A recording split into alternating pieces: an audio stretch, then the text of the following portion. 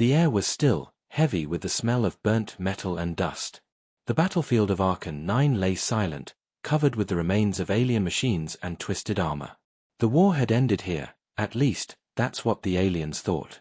Among the wreckage, one figure still moved. A man. The last human alive on the planet. His name was Commander Ethan Voss. His armor was cracked, his rifle empty, and his oxygen levels dropping. He stumbled across the black sand, every step echoing in the dead silence. Above him, alien drones circled, scanning for movement. Their red lights painted the ground like blood drops. Ethan stopped under a broken metal arch, trying to catch his breath. The last memory in his head was of his ship burning in the sky, falling like a dying star. His team, his friends, were gone. Now, he was alone. Completely alone. At least, that's what he thought. A voice echoed through his comm, rough and distorted. Human, surrender yourself. Your weapons are gone. Your strength is nothing. Ethan looked up. Across the dunes stood a squad of alien soldiers, tall, insect-like beings in shining armor. Their leader, with glowing blue eyes, aimed a plasma rifle at him. Your people are finished. You have no escape. Ethan didn't move. He looked calm, too calm for someone about to die. The alien laughed. Defiant until the end. How typical of humans. He raised his hand to give the order. But then, something changed. The ground under Ethan's boots trembled. At first, it was light, like a breeze moving through sand. Then it grew stronger, spreading in waves. The aliens looked around, confused. Seismic activity, one of them said. But their scanners showed nothing natural. The sand began to shift on its own, swirling slowly around Ethan like a storm forming at his feet. Ethan didn't understand what was happening. He felt something deep inside the ground, something alive, aware, watching him. The alien commander shouted, "Fire!" Plasma bolts cut through the air. Ethan closed his eyes. He expected pain, but it never came. The energy blasts froze midair for half a second, then twisted backward, hitting the aliens who fired them. They fell instantly, their armor smoking. The commander stumbled back in shock. "Impossible," he hissed. Ethan opened his eyes slowly. Around him, the ground was moving like liquid, reacting to his fear, his heartbeat, his will. He didn't know how or why, but the planet was protecting him. The commander screamed, "Kill him!" The remaining soldiers rushed forward, firing wildly. But the sand rose like a wall, blocking every shot. Then sharp rocks burst upward from beneath their feet, throwing them into the air. The battlefield came alive. Weapons jammed. Machines sparked. The planet itself fought back. Ethan backed away, breathing hard. What are you?" he whispered to the ground. A low hum answered him, like a deep voice inside his head, not in words, but in feeling. It was calm, ancient, and powerful. It felt like the planet was aware of him, listening to him.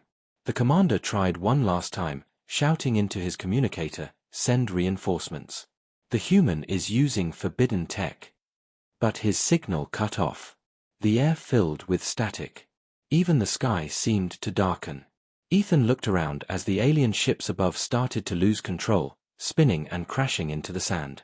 The force field of the planet distorted everything, signals, weapons, even gravity itself. He realized this wasn't human technology. This was something older. Something alive. The planet had chosen to protect him. Ethan took a deep breath, trying to calm the storm around him. Slowly, the sand settled, though it still pulsed faintly with light. The alien commander, wounded and terrified, crawled backward. What are you?" Ethan walked toward him. His voice was quiet but steady. "Just a man," he said. "But maybe this world disagrees with you." The commander tried to raise his weapon, but the metal melted in his hands, turning into dust. He screamed and fell back, consumed by the living sand. When it was over, silence returned to Archon 9. Only the wind moved across the endless black desert. Ethan looked at the horizon where the twin suns were setting. He had no idea what just happened, but one thing was clear, the planet had defended him like a living being. He remembered the name from old Earth research, Project Gaia Link. A failed experiment meant to connect human minds with planetary systems. But maybe it hadn't failed after all. Maybe this was the result. He dropped to one knee, pressing his palm into the ground. The sand felt warm, like skin. "Are you alive?" he whispered. The wind answered with a soft, almost human sigh. Then, faintly, he heard it, a voice inside his mind. "You are not alone." Ethan froze. The voice was not human, but it was not alien either. It was the planet speaking directly to him. He looked up at the stars, his heart racing. For the first time since the war began, he didn't feel fear. He felt something else, connection. Around him, the desert glowed softly in the dark, as if the world itself was breathing with him. The war might have ended, but something far greater had just begun. Ethan stood up, looking at the wreckage of alien ships and burning metal. "They thought I was defenseless," he said quietly. "But they forgot, this planet is watching." In the distance, thunder rolled even though the sky was clear. The world of Archon 9 was alive. And now, it had chosen its side. The next morning on Archon 9 was strange. The twin suns rose slowly, their light crawling across the black dunes, revealing the wreckage from the night before. The bodies of alien soldiers were half buried in the shifting sand, and their metal weapons were now fused with stone as if the planet had swallowed them. Commander Ethan Voss stood alone at the edge of a deep crater, looking down at the remains of a crashed alien drone. It had melted completely, like it had been erased from existence. He touched the ground with his glove. The sand felt alive, warm and moving slightly under his touch, as if breathing. He pulled his hand back quickly. The memory of the night replayed in his mind, the sand rising, the ground obeying him, the voice whispering, "You are not alone." He had tried to convince himself it was just in his head, maybe a side effect of the trauma or lack of oxygen. But deep down, he knew the truth. Something on this planet had awakened. Something that listened. Ethan activated the half-broken wrist console on his suit. The holographic display flickered and then showed static. "No signal. No orbital contact," he muttered. The entire communication grid was dead. That meant the alien fleet in orbit couldn't reach him either. He looked around the desert and sighed. "Guess it's just you and me now," he said quietly to the planet. The wind answered with a soft hum, almost like a reply. Ethan frowned. "Okay, this is getting weird." He started walking toward the distant cliffs, hoping to find shelter or maybe remnants of a human outpost. His boots sank deep into the black sand. Each step echoed faintly, like footsteps in a hollow chamber. After hours of walking, he noticed something unusual, small glowing roots running beneath the surface of the sand, pulsing faintly with blue light. They formed patterns, like veins, spreading for miles. He knelt down and touched one. Instantly, a wave of warmth traveled through his body. His mind filled with images, forests, oceans, mountains, all flashing before his eyes in seconds. He pulled back, gasping for air. "You're showing me something," he whispered. "You understand me." The planet didn't speak, but the glowing lines brightened, as if confirming his thought.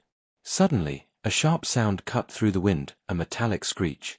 Ethan turned fast and saw movement on the horizon. Alien patrol ships. Small, fast, and armed.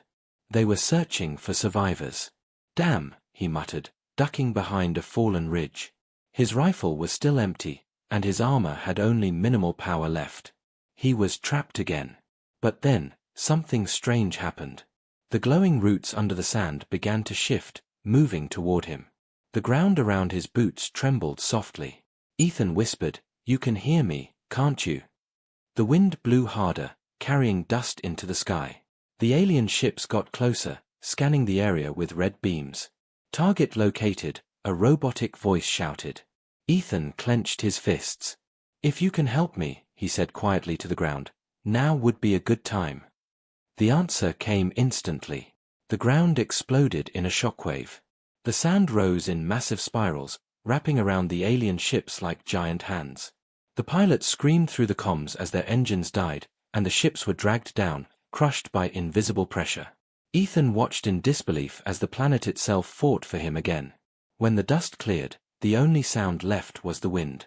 Ethan fell to his knees. "You saved me, again." The sand shifted under him, forming strange shapes, symbols he didn't recognize. He stared, trying to make sense of them. They looked human, or close to it. Old Earth glyphs, maybe from the pre-expansion era. That's when a realization hit him. This wasn't just a random world. Archon 9 wasn't a natural planet. It was part of the Gaia-Link project, the forbidden human experiment meant to merge human consciousness with planetary ecosystems. He remembered the mission briefing years ago. The scientists had tried to create living worlds that could adapt, protect, and heal themselves by connecting to human neural patterns. But the Council had shut it down after the first test world went rogue. Could Archon 9 be that world? Could this planet have remembered the human touch? Ethan looked around the glowing desert. Maybe the planet had been waiting for someone like him to wake it up again. He felt a chill run through him.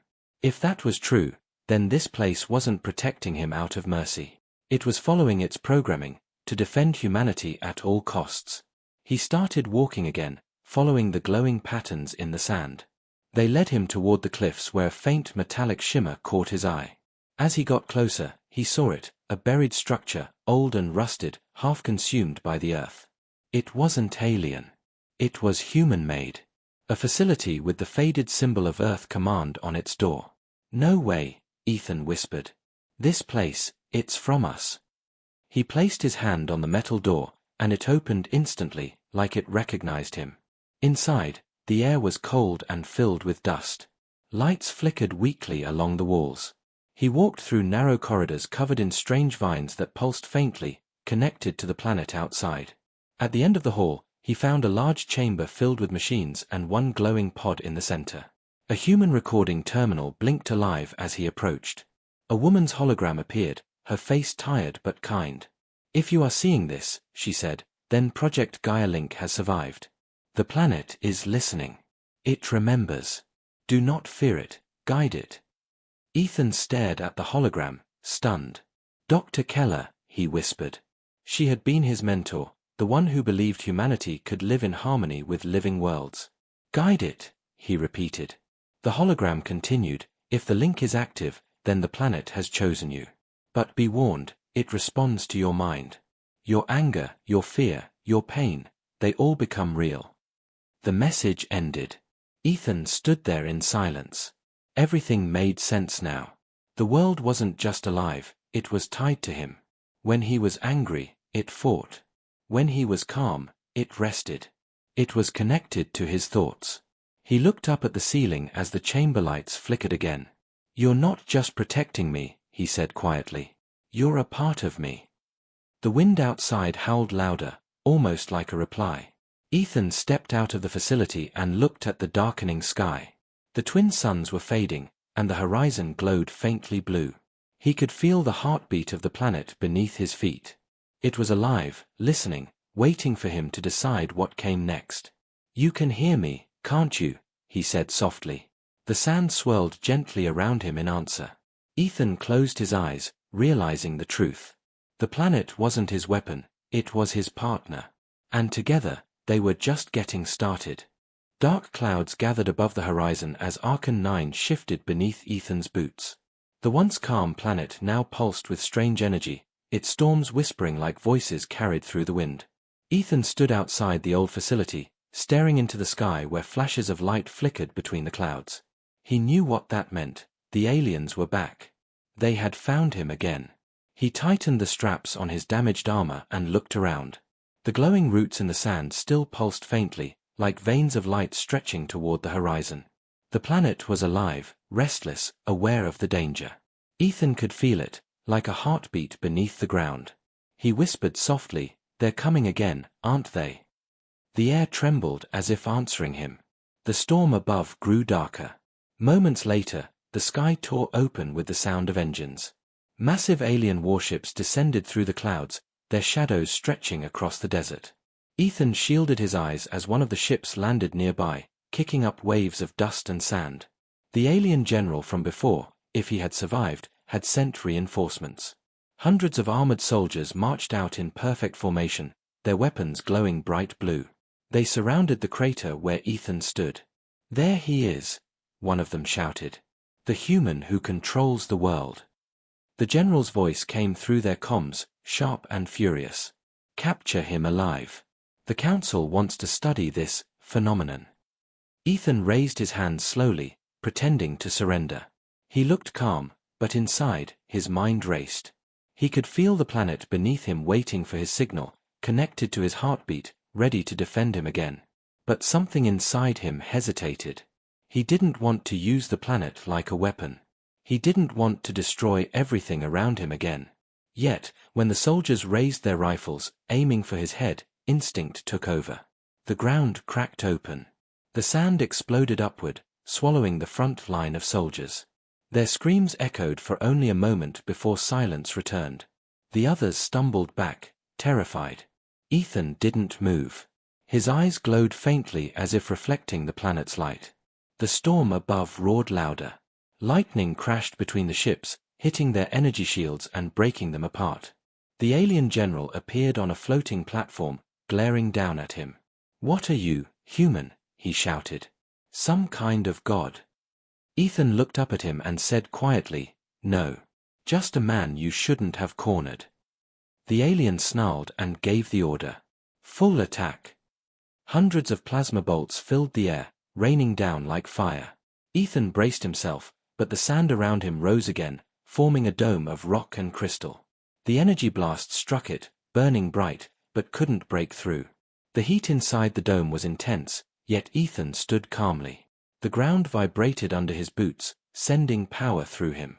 He could feel everything, the movement of the soldiers, the charge in the air, even the fear in their hearts. The planet was sharing its senses with him.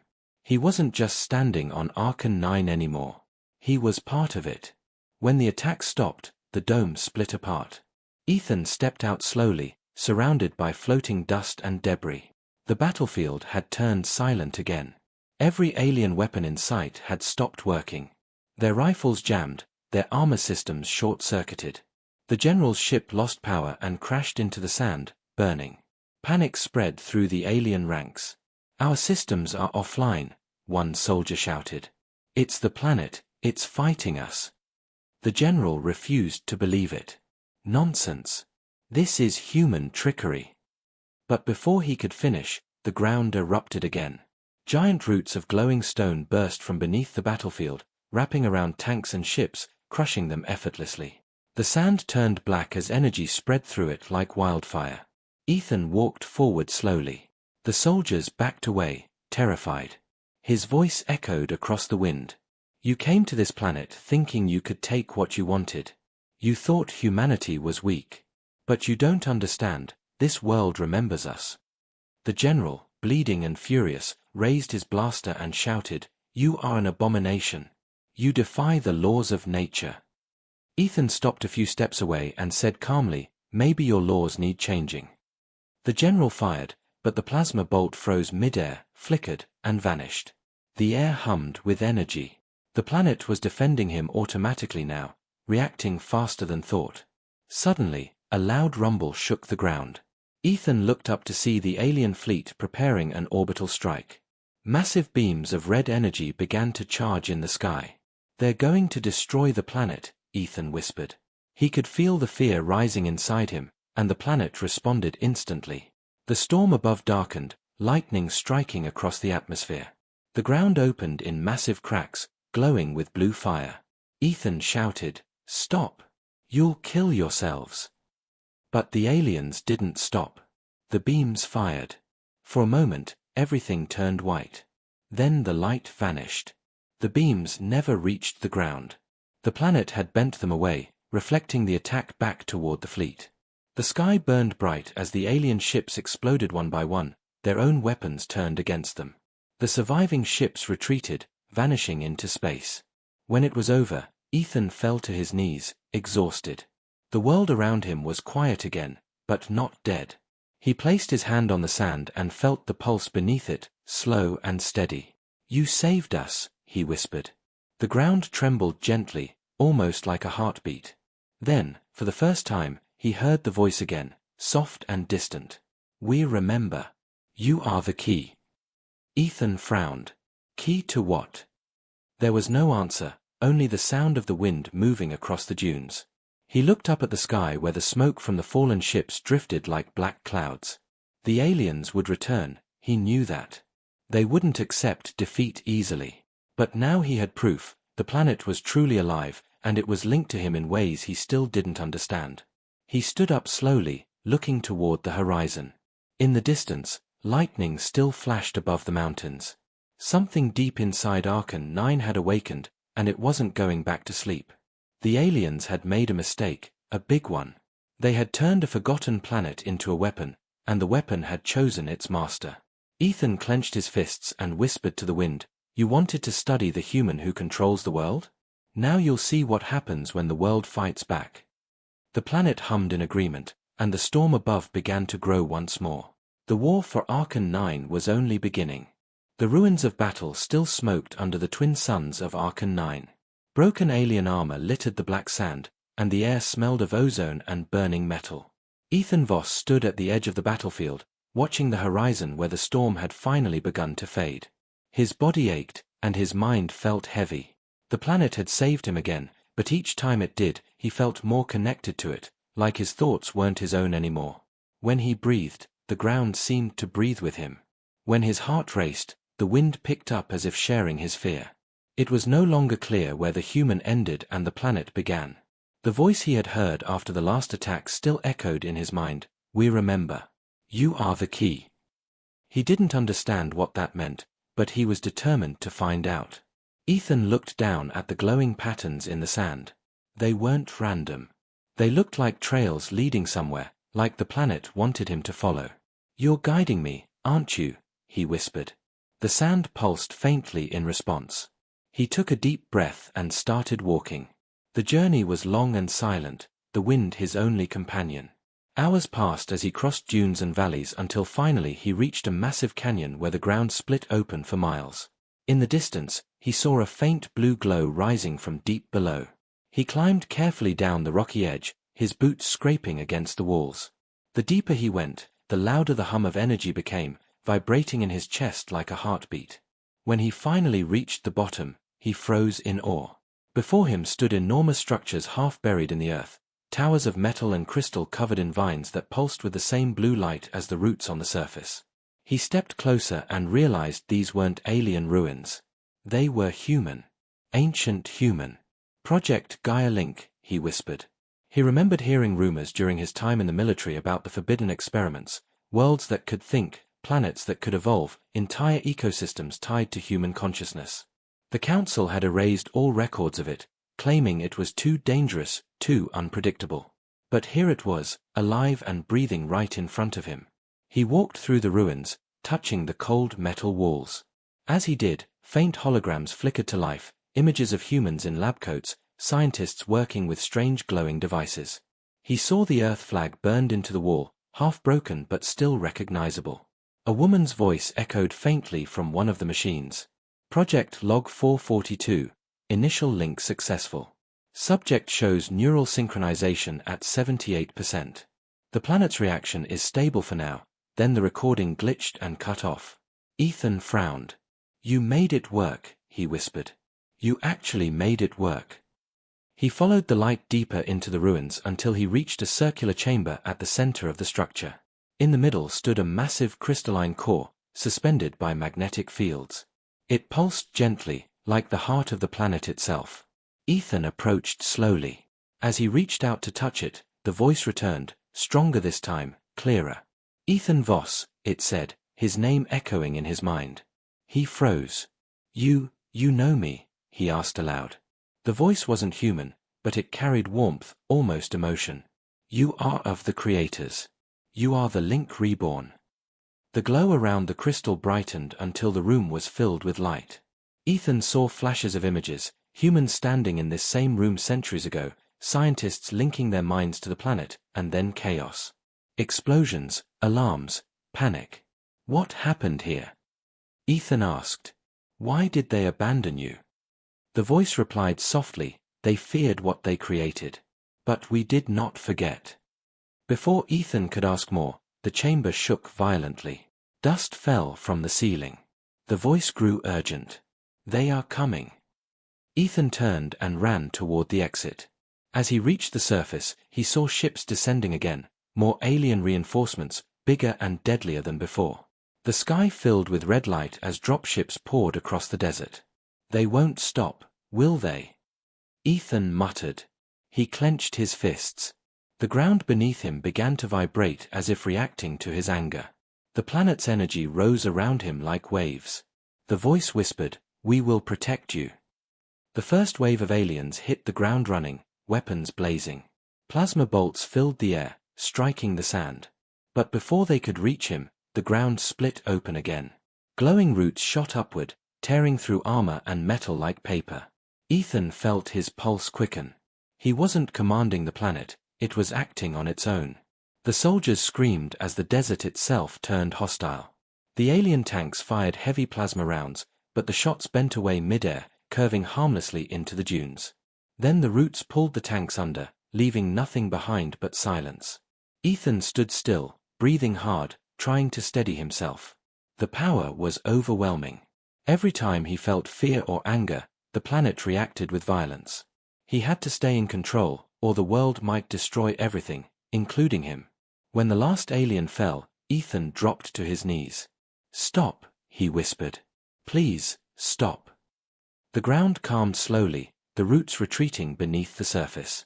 The air was thick with smoke and dust. The silence that followed was heavy, almost sacred. Then the voice returned, soft and calm again. "You are learning, Ethan Voss. The world listens to you, as you listen to it." He closed his eyes, exhausted. "Why me? Why now?" he asked.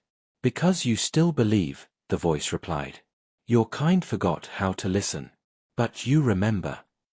Ethan looked at the sky, where the remains of alien ships burned as they fell. He realized something then: the planet wasn't just defending itself. It was defending him because he represented humanity's connection to it, a bond the universe had long forgotten. He whispered, "You said I'm the key. What do you mean?" The voice hesitated, almost like it was thinking. "The network must awaken. The others must hear. The link begins with you." Before he could respond, the light from the ground spread outward in every direction, racing across the desert faster than lightning. The entire planet seemed to pulse once, then fall still. Ethan stared in awe.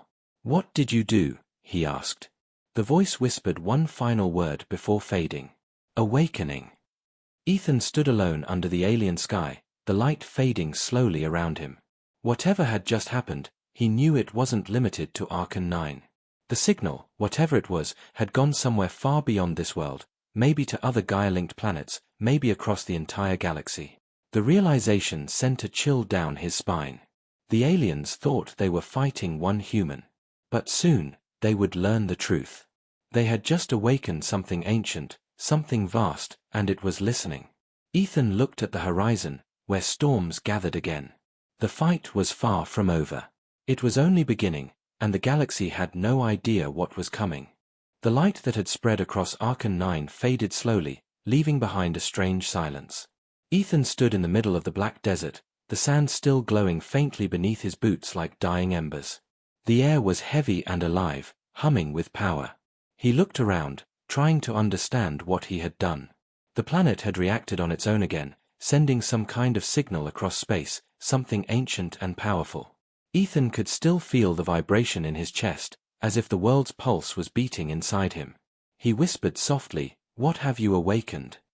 The voice that had guided him before was quiet now, almost asleep. Only the sound of the wind answered him. But he knew whatever had started couldn't be undone. The planet had called out, and somewhere in the cold void of space, something had heard it. As the twin suns rose higher, the desert shimmered with heat. Ethan began walking toward the old facility again, hoping to find more answers inside. His mind was full of questions. Who were the others the voice had mentioned? Were there more planets like Archon 9, alive, linked, waiting? The thought was both thrilling and terrifying. When he reached the entrance, the door opened automatically, as if the facility recognized him now. The corridors were darker than before, the glowing vines on the walls pulsing slower, like the planet was resting after an enormous effort. In the central chamber, the crystal core still floated in midair, but now its light was dimmer. Ethan placed his hand against it and closed his eyes. I need to know what's coming, he said quietly. Please, talk to me. For a moment, there was only silence. Then a faint whisper echoed in his mind. The network stirs. Others will feel the call. Ethan frowned. Others? The voice replied, the connected worlds. The children of Gaia. They will awaken as we did. Before he could ask more, alarms echoed faintly through the chamber. He turned and looked at the console near the wall. The old system flickered to life, showing a holographic map of the surrounding space. Red dots filled the display, ships. Dozens of them. They're coming again, Ethan muttered. The aliens weren't giving up. This time, the reading showed something massive approaching from orbit, a warship larger than any he had seen before. The Council must have sent their elite fleet to finish what their soldiers couldn't. He clenched his fists. You said the others will awaken, he whispered to the planet. Then it's time they hear us. The ground beneath the facility rumbled, faint at first but growing stronger. The light from the crystal brightened again, filling the room. Ethan could feel the planet's energy flowing through him, calm and powerful. The voice returned, louder now, resonating with the storm forming above. You are the bridge. We see through you. Outside, the desert erupted with motion. The sand glowed bright blue, spreading outward in waves. The entire surface of Archon 9 seemed to come alive. Alien ships entering the atmosphere began losing control instantly. Their systems jammed, their weapons offline. They spiraled downward, crashing into the dunes one after another.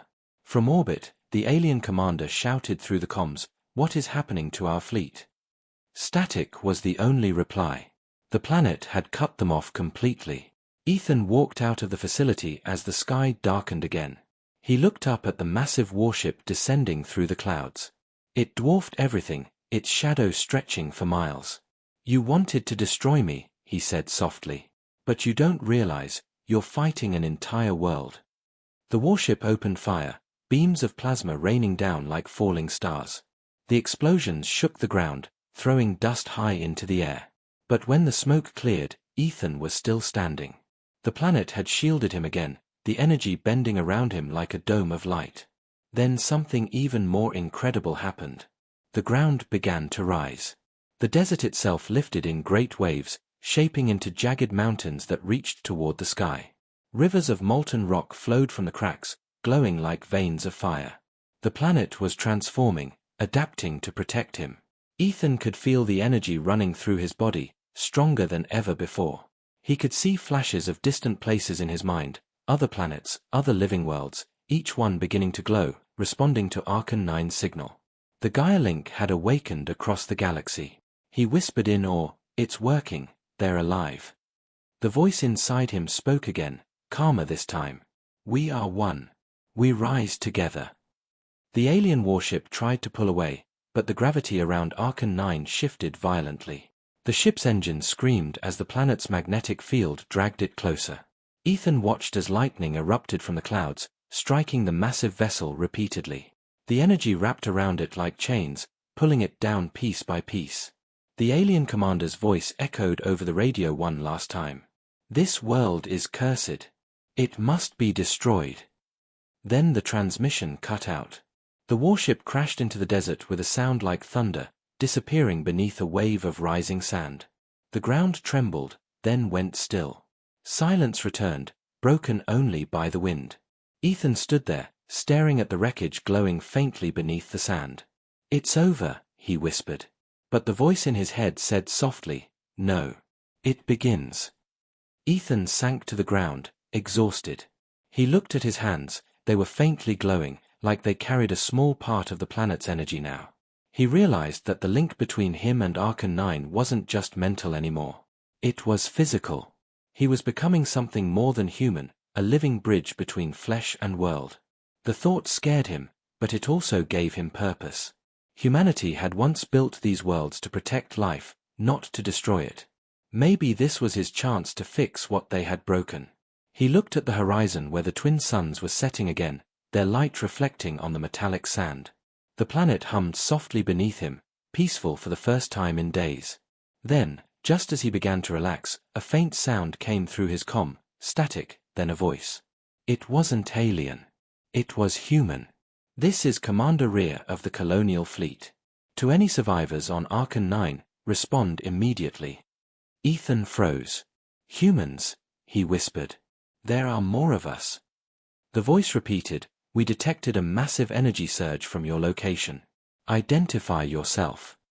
Ethan stared at the sky, heart racing. The Council wasn't the only one who had heard the signal. Humanity had too. He smiled faintly and said, this is Commander Ethan Voss, last survivor of the Earth Division. And I think I just woke something big. The voice on the other end went silent for a moment, then replied, copy that, Commander. We're coming to get you. Ethan looked at the sky again as a new light appeared among the stars, not alien red, but human blue. The universe had finally started to listen. The dark sky above Archon 9 shimmered with distant blue lights, growing brighter every second. Ethan stood on the cracked desert plain, watching as the shapes of massive ships emerged from orbit, human ships. They moved with precision, their engines glowing like twin suns. It had been years since he had seen a human vessel, and the sight made his chest tighten with emotion.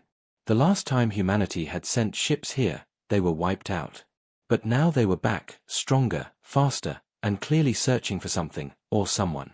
They came, Ethan whispered. The planet beneath him hummed softly, almost like it shared his relief. The voice that lived in his mind now spoke gently.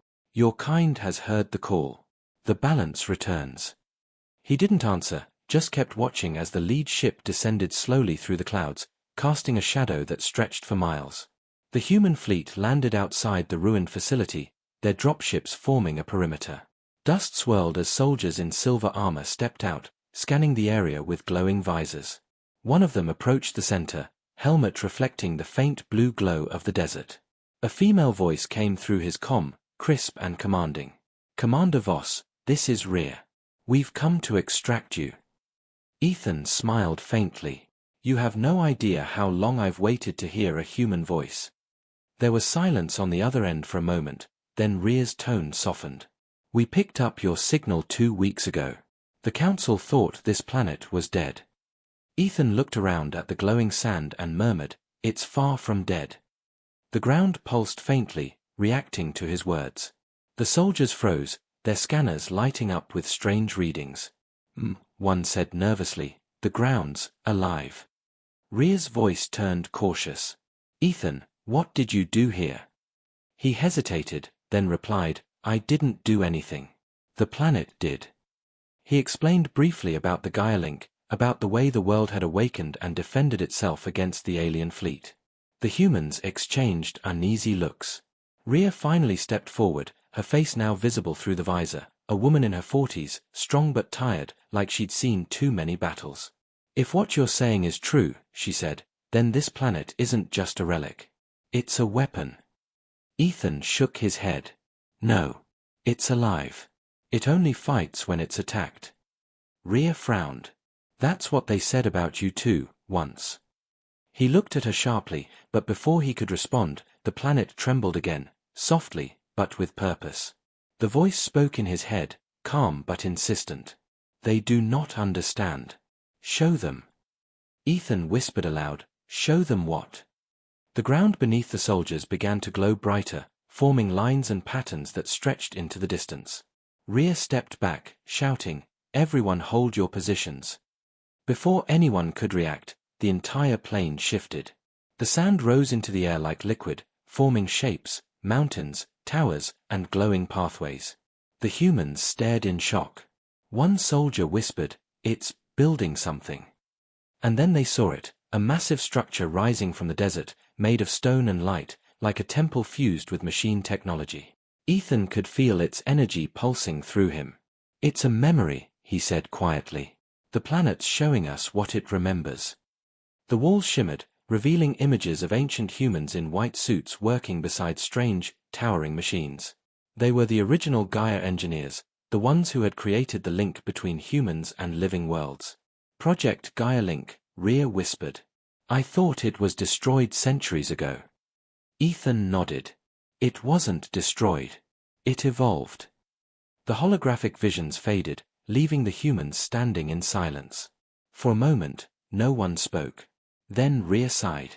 If this technology is still functional, the Council will come for it. They'll want control. Ethan looked at her, his voice firm. No. No one controls a living world. Not again. Rhea studied him carefully. You've changed, Commander. You sound like one of them. He looked down at his glowing hands. Maybe I am. Maybe that's why I survived. The silence stretched between them until one of the soldiers interrupted. We've got movement, multiple contacts approaching fast. Everyone turned toward the horizon. The air shimmered with red light. Alien ships were descending again, smaller this time but faster. The Council hadn't given up. Rhea barked orders. Defensive positions. Protect the Commander. The soldiers raised their rifles as the first wave of drones swooped down. Energy fire tore through the air, but before any shot could hit, the sand rose again, forming a shimmering barrier. Ethan didn't even have to speak. The planet reacted on its own, shielding them. The humans stared in disbelief as the barrier pulsed like a heartbeat, absorbing every attack. Ethan stepped forward, his voice steady. You see now. It protects life, not power. He reached out with his mind, and the ground responded instantly. Tendrils of sand shot upward, wrapping around the alien drones and crushing them mid-air. The soldiers lowered their weapons, realizing they weren't needed. Rhea watched in awe. It's responding to you, she said. You're part of it now. Ethan turned to her and nodded slowly. I think I am. And if we want to survive, we need to understand it, not exploit it. The battle ended as quickly as it had begun. The sky cleared, leaving behind the wreckage of the alien ships scattered across the glowing sand. The soldiers regrouped, shaken but alive. Rhea walked up to Ethan, her expression serious. The Council won't stop. They'll see this place as a threat. They'll send their entire fleet next time. Ethan looked at the horizon. Then we'll be ready. The planet isn't alone anymore. Neither am I. The world around them seemed to pulse in agreement, the faint hum growing louder, deeper. The voice returned in Ethan's mind, stronger than before. Others awaken. The network grows. He saw flashes again, distant worlds lighting up, ancient systems reactivating, planets coming to life one by one. The Gaia link was spreading faster now, unstoppable. Humanity hadn't just rediscovered its past, it had reconnected with something greater. Rhea watched him quietly. What's happening to you? She asked softly. He turned to her with calm eyes that glowed faintly with the planet's light. I'm becoming what humanity was always meant to be. The words carried both power and sorrow. As the twin suns sank behind the jagged dunes, the human fleet powered up again, ready for evacuation. But Ethan stayed behind, standing on the glowing sand. He looked up at the stars where new signals flickered, like distant voices joining the chorus. It's beginning, he said quietly. And the galaxy isn't ready. The wind swept across the desert, carrying his words into the dark. Deep beneath his feet, Archon 9's heart pulsed like a living drum. The war had started as a fight for survival. Now, it had become something far more dangerous, a war for awakening. The twin suns rose over Archon 9, casting long shadows across the metallic dunes. The air shimmered with quiet energy, and the planet's hum grew louder than before. Ethan stood at the edge of the human camp, watching as engineers worked to repair damaged ships. The humans had survived the last attack, but barely. They were tired, uncertain, and frightened by the living world beneath their feet. The soldiers whispered about him, about how the planet responded to his voice, about how his eyes glowed faintly in the dark. Some called him a savior. Others called him a weapon. Ethan didn't care what they called him. He only knew one thing: the galaxy was waking up, and soon, no one would be able to stop it. The Gaia link had begun spreading across space. Dozens of dead planets were stirring with life again, reactivating their cores and sending signals into the void. Humanity had once built these worlds to sustain life, but the Council had used them for conquest. Now, those same worlds were awakening on their own terms. Commander Rhea stood beside him, scanning the horizon. Her face looked pale in the rising sunlight. You said this awakening spreads through the stars, she said quietly. If that's true, the Council won't just send a fleet. They'll send their entire armada. Ethan nodded slowly. I know. They'll try to destroy what they can't control. Rhea frowned. And you think the planets will fight back? He looked down at the ground beneath his boots, feeling the steady pulse beneath the sand. They already are. As if responding to his words, a ripple passed through the earth, faint but powerful. The sound of shifting metal filled the air as the desert began to rearrange itself, forming massive circular patterns that stretched for miles. The human soldiers watched in awe. It's building something again, one of them whispered. Ethan could feel the planet's thoughts in his mind, images of connection, light, unity. It's preparing, he said softly. Archon 9 is calling to the others. In orbit above, human scanners picked up strange energy readings across multiple systems. Planets long thought dead were coming alive, their atmospheres changing, their cores pulsing with impossible energy. One of the technicians on Rhea's ship reported nervously, 5 more worlds have activated in the last hour. We're getting power surges across the entire sector. Rhea turned to Ethan. You've started something you can't stop. Ethan's eyes narrowed. No. We've started something they can't control. Before Rhea could reply, the communication systems crackled with static. Then a deep, mechanical voice filled the air. It was the Council's broadcast, reaching across space. To all forces in the Archon sector, it declared coldly, the human anomaly has triggered a Class 0 containment breach. The planet designated Archon 9 is to be purged. All living systems within range are to be neutralized. The soldiers exchanged frightened looks. Ethan's jaw tightened. They're going to destroy the entire sector. Minutes later, the sky darkened as enormous shapes appeared beyond the clouds. The Council's fleet had arrived, hundreds of ships, their hulls glowing red with reactor heat. They blotted out the suns, casting the world into shadow. Rhea grabbed her communicator. All units, defensive positions. We hold this line. But Ethan knew there was no holding the line against that kind of force. The planet seemed to know it too. The sand beneath them began to glow, and the low hum turned into a deep roar. They are here, Ethan said. And the planet's not going to let them win. The first blast came from orbit, a beam of white light that sliced through the clouds, striking the surface like a hammer.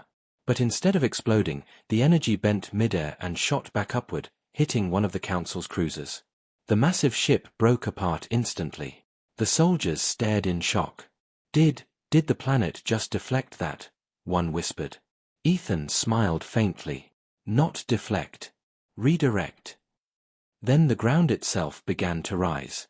Giant structures formed out of the sand, massive crystalline towers that pulsed with blue light. They looked like weapons, but they felt alive. Rhea shouted over the roaring wind, "What's happening?" Ethan closed his eyes, focusing. The planet's reaching full synchronization. It's linking with the others. Across the galaxy, dozens of awakened worlds responded. Each one lit up like a beacon in the void, sending waves of energy through hyperspace. The alien fleet above Archon 9 began to falter. Their shields flickered, their systems overloaded. The Gaia network was rewriting the laws of space itself. Ethan opened his eyes, glowing brighter than before. This isn't just a war, he said quietly. It's evolution. But the Council wasn't finished. Their flagship, a colossal black vessel named Dominion, entered orbit. It dwarfed everything else, its massive core glowing red like an artificial sun. "This is Admiral Kareth of the Council Armada," a voice thundered from above. "Human entity Ethan Voss, you will surrender control of the planet immediately, or we will annihilate your species." Ethan didn't even look up. "You can't destroy life without destroying yourselves," he replied calmly. The Admiral laughed bitterly. "We already control life, human. We own it." Then the ship's weapon fired, a blast large enough to destroy a moon. The beam struck Archon 9 directly, but instead of breaking apart, the planet absorbed it. The ground glowed white-hot, and the energy spread through the desert like liquid fire. For a moment, everything was silent. Then the planet unleashed it all at once. A massive shockwave erupted from the surface, rippling through space and tearing the Council fleet apart. Ships disintegrated like dust in a storm. The flagship Dominion tried to escape, but the energy reached it too. Its hull cracked, its reactors overloaded, and it vanished in a burst of light. When the storm cleared, the sky was empty. The Council fleet was gone. The air shimmered with heat, and the desert glowed like a sunrise. The soldiers stood in silence, staring at the sky in disbelief. Rhea lowered her weapon slowly. You wiped them out," she whispered. Ethan looked at her, his expression unreadable. "No," he said softly. "The planet did." He felt the voice in his mind again, softer now, almost gentle. Balance restored. But Ethan could feel something else, pain. The planet had spent enormous energy to defend itself. The glowing towers dimmed, cracks forming in their surfaces. He dropped to one knee, touching the ground. "You're hurt," he whispered. The voice replied faintly, "We endure. The others will protect what remains." Rhea walked closer. "Ethan, what happens now?" He stood slowly, looking at the glowing horizon. "Now," he said, "the real war begins. The Council won't stop. They'll send everything they have. But they'll find something waiting in the dark, something they can't understand." As the night fell again, the stars above flickered with strange lights. New signals were spreading through the galaxy, connecting the awakened worlds into one vast network. The Gaia link was alive, unstoppable. Humanity had lit a fire that would change everything. Ethan looked up, his eyes reflecting the starlight. "They thought the human was defenseless," he murmured, "but the universe itself stood beside him." The wind whispered through the dunes like a living breath, carrying his words into the endless dark. The war for awakening had begun, and Archon 9 was only the first world to rise. The silence after the storm felt unreal. The air was thick with heat, and the horizon shimmered with a faint golden glow. Archon 9 had survived the Council's wrath, but it was no longer the same world. The ground pulsed faintly under Ethan's boots, breathing like a living thing. Every step he took felt like walking on the skin of something ancient and powerful. Around him, the human soldiers moved cautiously, whispering as they repaired their damaged ships. None of them spoke loudly. None dared to disturb the quiet power that filled the air. Commander Rhea stood beside him, her expression unreadable. "So this is what victory feels like," she said softly. Ethan didn't answer. He was staring at the sky, where the remnants of the Council fleet burned out like dying stars. The galaxy was watching now. He could feel it in his bones. The Gaia link had reached far beyond this single world, its signal had touched hundreds of systems. And in the deep silence between stars, something was answering back. For hours, Ethan had heard whispers in his mind, not just from Archon 9, but from others. Worlds waking up one by one, speaking in soft, wordless voices. He could feel their pain, their confusion, and their awakening. "They're alive," he murmured. Rhea turned to him. "Who's alive?" He looked at her, eyes faintly glowing. "The planets. All of them. They're talking to each other." She frowned. "Talking? Like, through you?" He nodded slowly. "I can hear them. They remember everything, what humanity did to them, what the Council tried to erase. And now they're taking back control." Rhea took a deep breath, glancing at the soldiers who were listening silently. "You realize how dangerous this is, right? If what you're saying is true, then every world that was ever part of the Gaia network could rise up. That's half the galaxy." Ethan gave a small, grim smile. "Then it's about time someone made the Council afraid." But deep inside, he knew this awakening was not entirely safe. The Gaia link wasn't just a connection, it was emotion, memory, and power combined. The planets weren't just alive, they were feeling. And some of them were angry. The voice of Archon 9 echoed softly in his mind, gentle but troubled. "Balance must be kept. The others do not understand restraint." Ethan frowned. "What do you mean?" The voice replied, "The worlds beyond the rim, they burn with rage. They seek vengeance." He felt a chill crawl down his spine. The other planets weren't all peaceful like Archon 9. Some had been tortured, mined, and hollowed out for centuries. Now, they wanted to destroy everything connected to the Council, including humans. Ethan whispered, "We need to stop them before they turn this into a purge." The planet's voice hummed quietly. Then guide them, bridge. Rhea walked up beside him. What's wrong? She asked. You look like you've seen a ghost. He turned toward her. Worse. Some of the awakened worlds are preparing to strike. They don't care who gets caught in it. She froze. You mean they'll attack everyone, humans too? Ethan nodded. To them, we're all the same. We built their prisons. We buried their cause. They remember. Rhea's jaw tightened. Then we need to warn the fleet. Maybe even the council, if any of them survived. Ethan shook his head. No. The council's ships are gone. But if we broadcast, the others will find us too. And they're not all friendly. He could feel the tension building in the network, a storm spreading through the void. The Gaia worlds were communicating faster now, forming alliances of their own. Some whispered of cleansing the stars. Others called for peace. Ethan stood between them, feeling both sides pulling at his mind. It was like being torn in two. That night, under the light of Arkan's twin moons, Ethan climbed one of the crystal towers that had risen from the desert after the battle. From the top, he could see the entire world glowing faintly with energy, veins of blue light stretching across the dunes like rivers. He closed his eyes and reached out with his mind. Instantly, the connection deepened. His consciousness expanded, touching the minds of distant worlds. He saw oceans moving on planets that had been frozen for centuries. He saw forests regrowing on shattered moons. He saw fire and life spreading across forgotten systems. But he also saw death, entire cities collapsing as vengeful planets tore apart alien colonies. The voice of Arkan 9 whispered, "They do not hear your reason. They are beyond words."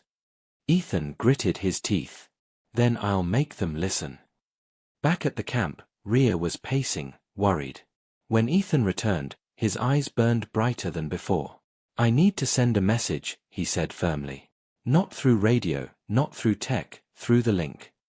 Rhea frowned. You'll reach them all. Yes, he said. Every world connected to the network. Maybe they'll understand if they hear a human voice inside the current. Rhea hesitated. And if they don't? Ethan's tone hardened. Then this galaxy burns. She looked at him for a long moment, then nodded. Do it. He knelt on the glowing sand and placed both hands on the ground. The planet responded instantly. Light spread outward from his palms, connecting to the crystal towers, then shooting into the sky like a web of lightning. Ethan closed his eyes. His mind expanded, stretching across space. He could feel thousands of presences, different, vast, ancient. And then he spoke, not with his mouth, but with his thoughts. Listen to me. I am human. I was born on Earth, the world that made you, the world that forgot you. But we are not all the same. The ones who used you are gone. The ones who remain can change. Do not destroy what can still be saved. For a moment, there was silence. Then chaos. 1,000 voices screamed through his mind, some angry, some sorrowful, some curious. He saw flashes of light, worlds trembling with emotion. You created us, one voice thundered. You enslaved us, hissed another. But then, faintly, another voice joined in, calm, steady, familiar. It was Arkan 9. He speaks truth. He carries the bridge. Slowly, the noise began to fade. The network pulsed softly. One by one, the voices quieted. Then a single thought filled the void, we will wait. The connection faded, leaving Ethan trembling and breathless. Rhea knelt beside him. What happened? He looked up at her with exhaustion in his eyes. They listened, for now. Dawn came slowly to Arkan 9. The soldiers prepared to leave, their ships repaired, their mission changed. Rhea stood beside Ethan one last time. Where will you go? She asked. He looked at the horizon. The signal's still spreading. I need to follow it, find the others, and stop them before they turn this awakening into destruction. She nodded. You won't be alone. The fleet will stand by you. He smiled faintly. No, Rhea. I won't be alone. I never am. The ground beneath them pulsed softly, the planet's voice whispering in his mind, we walk with you. As the human ships rose into the sky, Ethan looked up at the stars. The galaxy had changed forever. The council was broken, the worlds were alive, and the human once thought defenseless had become the voice of the galaxy itself. The true war was not for survival anymore, it was for understanding. And in that vast silence between the stars, a single human voice now echoed louder than ever.